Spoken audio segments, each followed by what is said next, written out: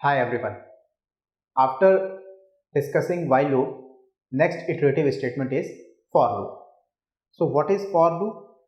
A for loop is used to iterate का मतलब repeat over a range of values using a loop counter which is a variable taking a range of values in some orderly sequence.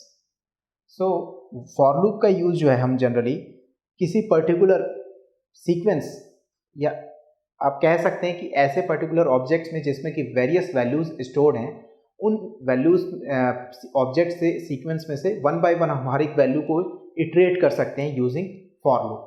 ठीक है, ये सबसे simple इसकी definition है.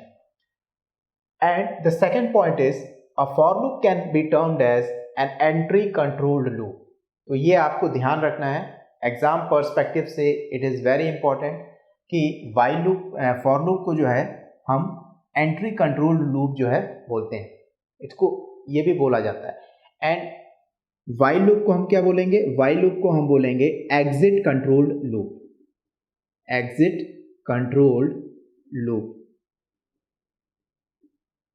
ठीक है, वाइल और डू वाइल लूप. तो जनरली अब सी या जावा लैंग्वेजेस में वाइल डू वाइल को हम एग्जिट कंट्रोल लूप बोलते हैं. वैसे यहाँ पे भी एग्जिट कंट्रोल लूप बोलते हैं और फॉर लूप को एंट्री कंट्रोल लूप बोलते हैं. Okay, now the next question is how we can use for loop in Python language. तो डेफिनेटली इसके लिए आपको सिंटैक्स देखना होगा, क्योंकि जब तक आप गाइडलाइंस को फॉलो नहीं करेंगे तब तक आप किसी पर्टिकुलर कॉन्सेप्ट को यूज नहीं कर पाएंगे. सो सिंटैक्स इसका है, आपको फॉर कीवर्ड यूज करना है स्मॉल लेटर्स में, एंड देन कोई वेरिएबल होगा. तो यहाँ पे वैल जो है, वैल मैंने जो लिखा है ये क्या है? एक वेरिएबल है. और वेरिएबल का नाम कुछ भी हो सकता है, जैसे फॉर आई. इन एक कीवर्ड है यहाँ पे, ठीक है, और सीक्वेंस. सीक्वेंस एक यहाँ पे आप एज्यूम कर सकते हैं कि एक तरह का लेट्स से बॉक्स है और उस बॉक्स में बहुत सारी वैल्यूज हैं.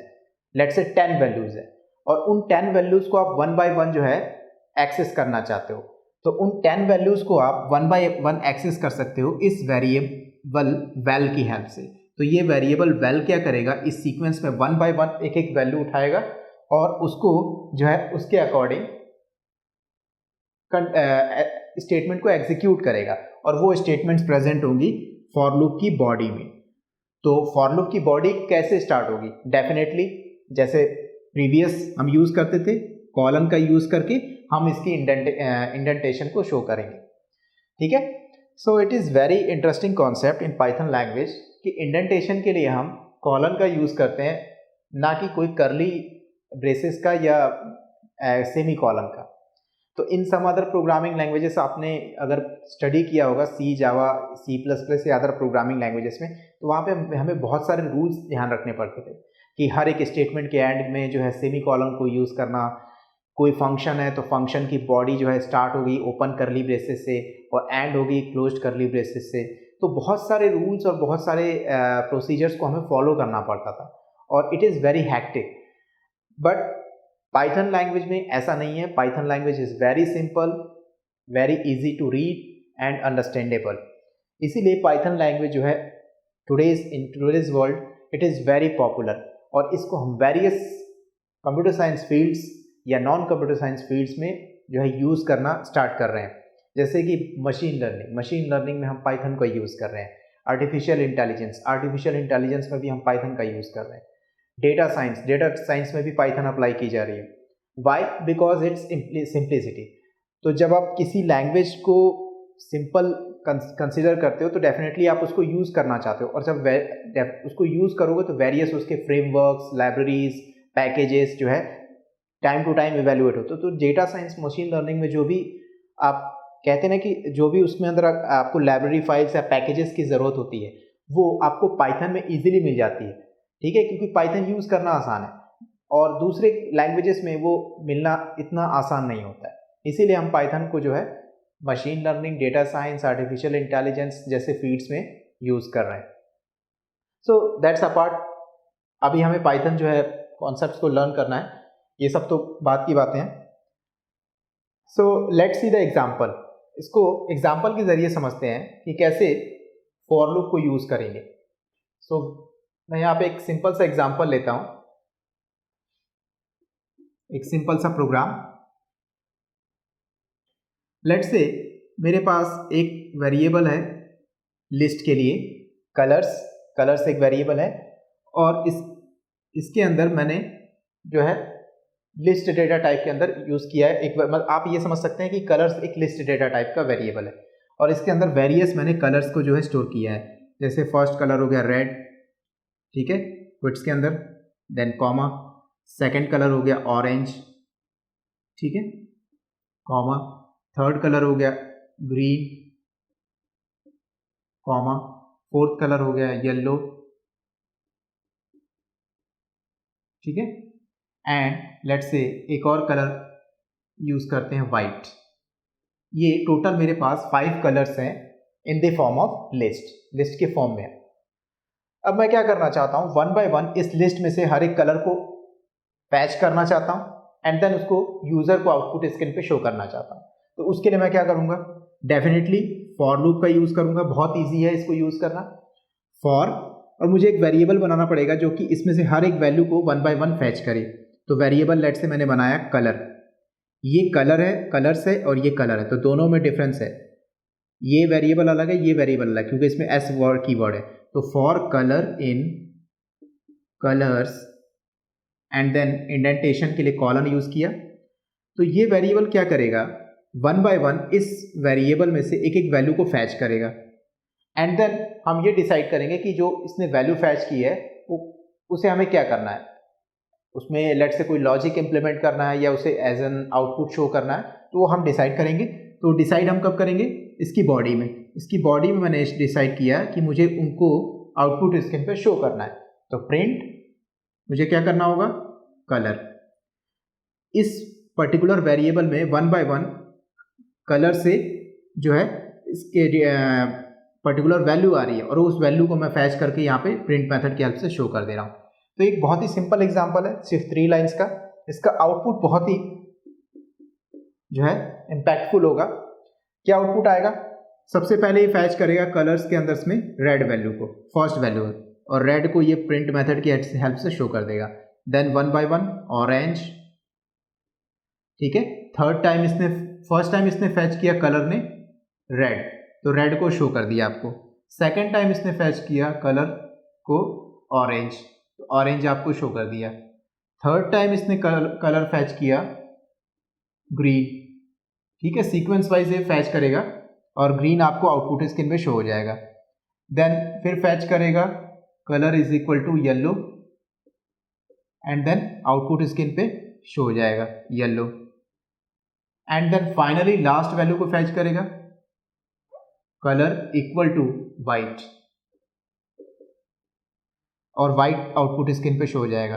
एंड नाउ आफ्टर दैट, अब इस पर्टिकुलर लिस्ट में कोई वैल्यू नहीं है, तो जब इस लिस्ट में कोई वैल्यू नहीं है तो ये कंडीशन क्या होगी, ये कंडीशन फॉल्स हो जाएगी, और ये कंडीशन के फॉल्स होते ही हम क्या करेंगे, फॉर लूप से एग्जिट कर जाएंगे एंड देन आफ्टर जो भी लॉजिक्स होंगे, जो भी स्टेटमेंट्स होंगे, हम उसे एग्जीक्यूट कराएंगे। आ रहा समझ में? So this is the particular usage of for loop, ठीक है।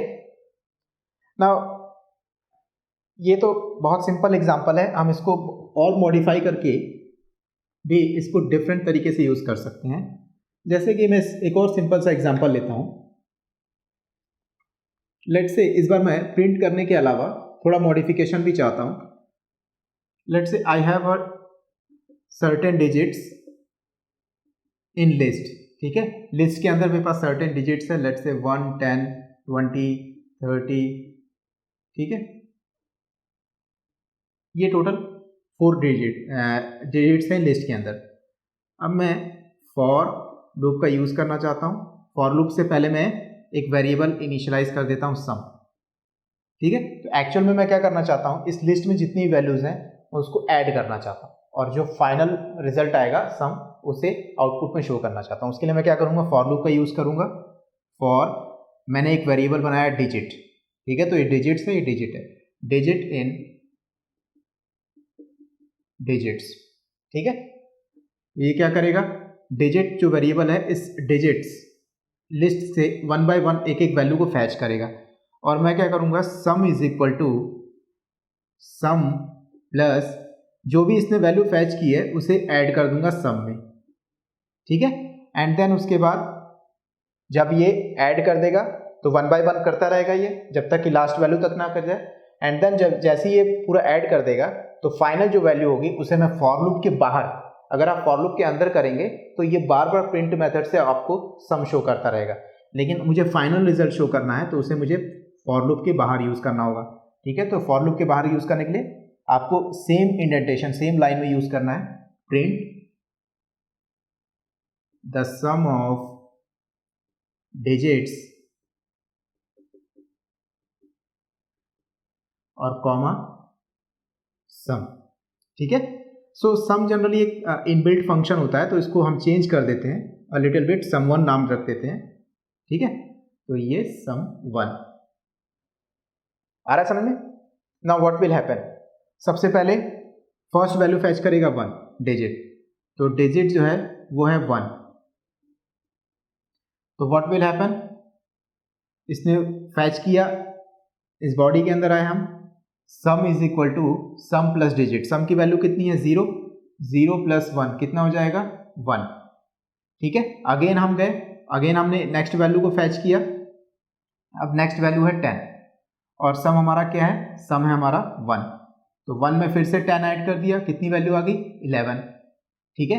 अगेन हम गए नेक्स्ट वैल्यू को फैच किया, अब वैल्यू क्या हो गई डिजिट्स की, डिजिट की वैल्यू हो गई 20 और हमारा अपडेटेड सम हो गया 11, 11 में हमने 20 ऐड किया, कितना होगा 31, ठीक है।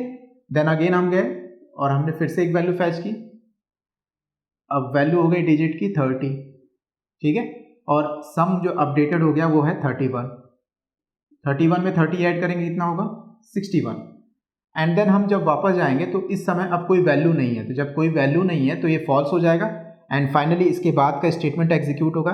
स्टेटमेंट क्या है, द सम ऑफ डिजिट्स, तो आपको आउटपुट में शो हो जाएगा the sum of digits equal to sum one, sum one की वैल्यू क्या है, ये सम वन है, सम वन की वैल्यू है 61, तो 61 आपको शो हो जाएगा। आ रहा समझ में, okay.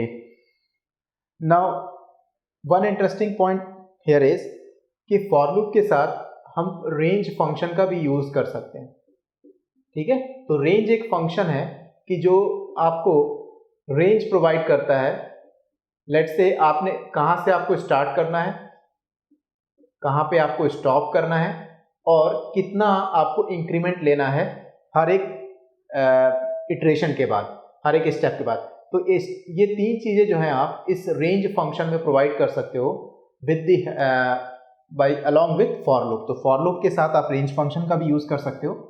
So in the next video we will see for loop with range function.